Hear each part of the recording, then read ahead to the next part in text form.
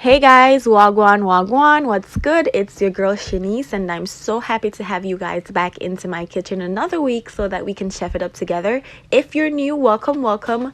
Thanks for joining. In this video, I'll be showing you guys how to make the easiest and the best fried chicken there is, a very straight to the point recipe. But before we get started, please remember to hit that subscribe button so you don't miss any of these amazing recipes each week. So let's get started. So as you guys can see, I'm working with legs and thighs. You don't necessarily have to use these parts of the chicken. You can use whatever part. Just bear in mind that the cooking time will vary depending on the parts of the chicken you're using.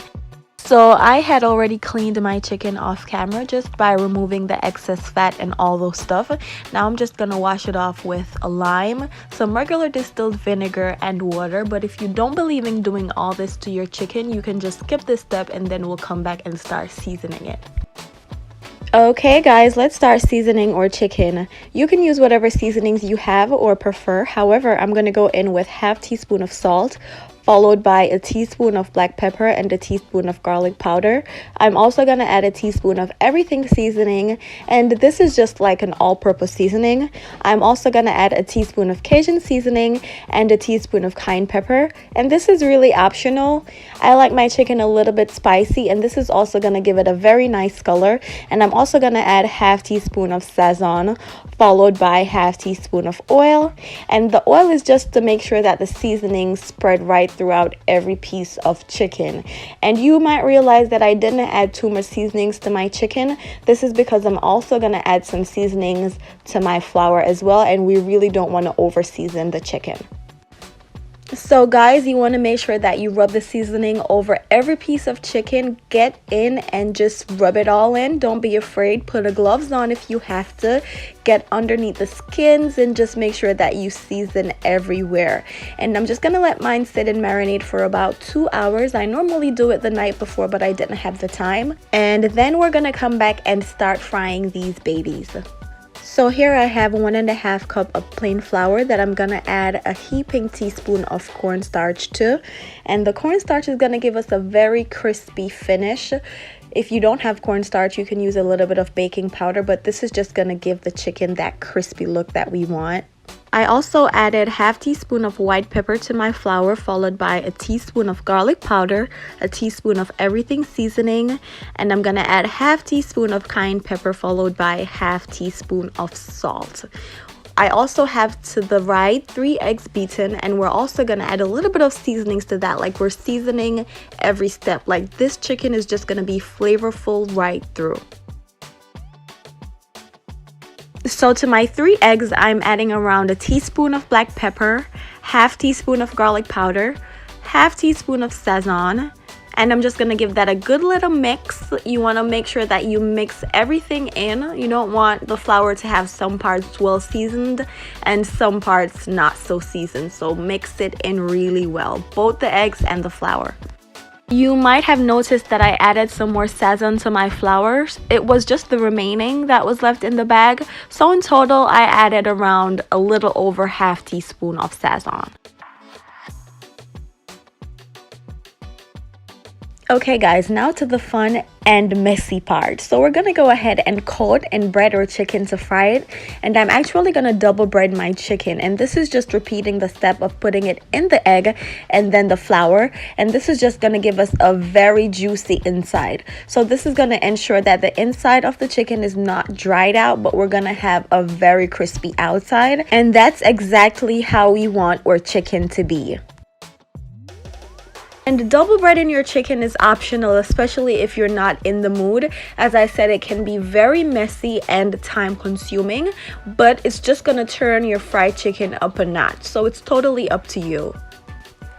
And you know, just try to shake the excess flour off your chicken before you go ahead and fry them. Okay guys, so go ahead and coat all your chicken pieces, and then we're gonna get our pot nice and hot with some oil. If you want to check the temperature of your oil, you know it should be around 350 degrees Fahrenheit, which is equivalent to around 175 degrees Celsius. And if you have a deep fryer, that's even better. Whatever it is you're using to fry your chicken, you want to ensure that the oil is very hot before you place your chicken into it. Okay guys, let's start frying some chicken. As you can see, I didn't add enough oil to deep fry the chicken. I wasn't going to use all my oil to fry no chicken, hello. But I did add enough oil so that the sides would be submerged and cooked. So once this side is finished frying, I'm going to go ahead and flip it so the other side can be cooked.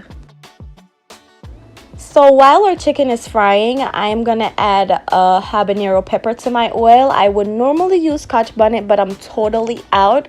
Somebody please send me some Scotch bonnet pepper from Jamaica. And I'm also gonna add some freshly chopped ginger to my oil, and this is just gonna add some flavor to the chicken. I don't know if this is a Jamaican thing, but listen, this is what we do.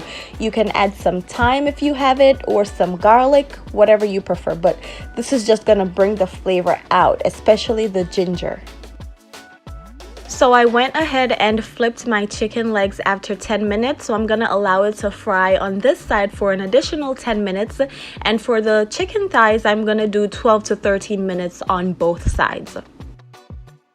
And guys, as usual, I'll go ahead and add a list of all the ingredients I used in this recipe down below in the description box, so you definitely don't have to worry about anything.